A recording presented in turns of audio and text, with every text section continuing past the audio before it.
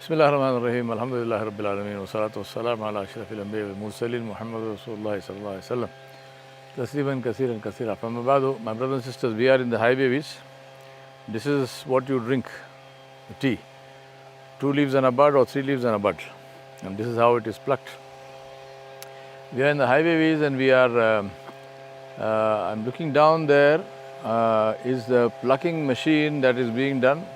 They are sharing the leaf. And if you see how the leaf is sucked into the bag as they go forward, and this is what they are actually cutting with the machine. This is where I spent 10 years of my life doing this. I mean, I didn't actually cut the leaf, but I was the manager of estates like this. We are in the highways, as I said. I was in the Anamales in Valpare. The beauty of the creation of Allah subhanahu wa ta'ala, these tea estates and the surrounding forests, the ravines in between with water running.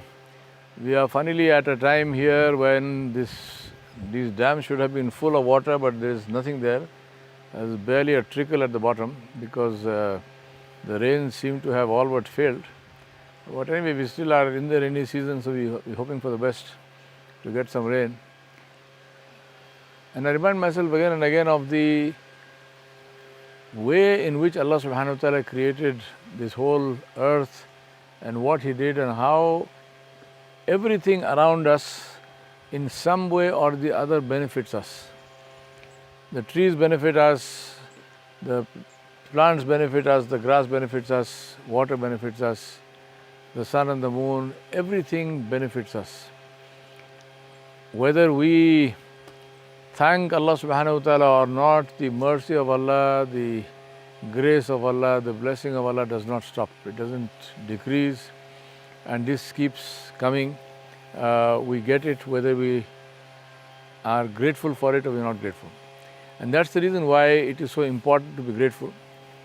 Not simply because it is our duty, but because to thank somebody for what they have given us, this is from our, this is to prove that we are among the shurafa, we are the people who are worthy of honor. Sometimes people feel, people don't thank each other for things. And even though Rasulullah his hadith is famous where he said that the one who has not thanked the slave has not thanked Allah. But we forget this. And we sometimes feel that, oh, but you see, so for example, somebody makes dua for you. You don't thank him for making the dua. Oh, yeah, it is, it is your duty. After all, you're my brother, you're my father, your mother. In our homes, we have people serving us and doing all kinds of good things for us. We hardly ever thank them. We think that, yes, well, they're getting a salary. They are doing their duty. And many times I have seen when you ask people and say, did you thank your mother for making your food every day, or did you thank your wife for what she does for you? Did you thank your servant, your cook, your driver, whoever it is, the gardener? People say, well, I am thankful, I am grateful. They know that. Don't they know that? They know that. My point is, Allah subhanahu wa ta'ala said, لَإِن شَكَرْتُمْ لَأَزِدَنَّكُمْ. Allah said, the one who thanks me, I will increase the blessing. So doesn't Allah know whether you are thankful or not? So Allah subhanahu wa ta'ala knows what is in the heart. Despite that, Allah subhanahu wa ta'ala said, thank, because this is not about whether I know or not, it's about whether you are expressing your gratitude or not. So it's not a question of saying, after all, my mother knows, my wife knows, my husband knows. No. Whether they know or they don't know, thanking is an expression of your own being honorable, your own honor. I was teaching a course in Chennai once, and it was a 2-day course. So during the first day, I was talking about thankfulness. This was a management leadership course, all non-Muslims. Almost everyone there was a Brahmin, a Tamil Brahmin, because this was in Chennai. And the reason I'm saying Tamil Brahmin is because the Tamilian Brahmin routine is universal. And that routine is that In the morning, the lady of the house, the mother or the wife, she wakes up first. She has a bath, she goes and does her puja. Then she goes into the kitchen, she makes this wonderful filter coffee. Chennai filter coffee, Madras filter. The men wake up and they come out and sit and they drink this coffee and then they read the Hindu newspaper. This is the standard procedure. So I told these people, I said, tell me, am I right? This is what you guys do? They said yes. They all looked very happy about the fact that I knew their routine. So I said, then let me ask you one question. I said, what if your mother or your wife, whoever is the lady of the house, what if she did not make your coffee? They said, oh, that would be a terrible disaster. Now not having my coffee in the morning, I mean, this is like worse than fate, worse than death. So I said then, next question, how many of you thanked your mother, your wife, your sister, whichever is the lady of the house? God forbid, the man will never do it. It's only the women who do this. So I said to him, I said to these people, I said, how many of you thanked your mother, wife, whoever it was, today for making that coffee? There was not a single reply. They all kept quiet. Then one guy who was sitting in the front, he was a sort of almost my age, he started laughing. I said, why are you laughing? Did I say something funny? He said, no, if I thank my wife, she will die of shock. So I said, let her die happy. Do thank her. So anyway, this finished.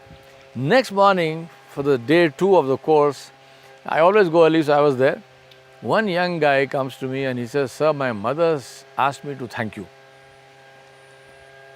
I said, your mother asked you to thank me? But who's your mother? I don't know your mother. Who's your mother? What did I do? He said, no, sir, yesterday, you told us, did you ever thank your mother for making coffee? So I went home and I thanked my mother. I said, thank you so much. You make this coffee. I've been drinking it all my life. I have never thanked you. I'm thanking you. He says, the first thing she says is, he said, who asked you to tell me this? So he said, I tried to pass it off and said, no, I felt, grateful. She said, shut up, I know you. Somebody told you to do this. Who's that? So then he said, I said, our teacher, we are doing this course, our teacher told us to thank. He said, tomorrow you go and thank your teacher on my behalf. Now this is the thing that we have to understand. Now while I am talking to you, there is, the cicadas have started calling.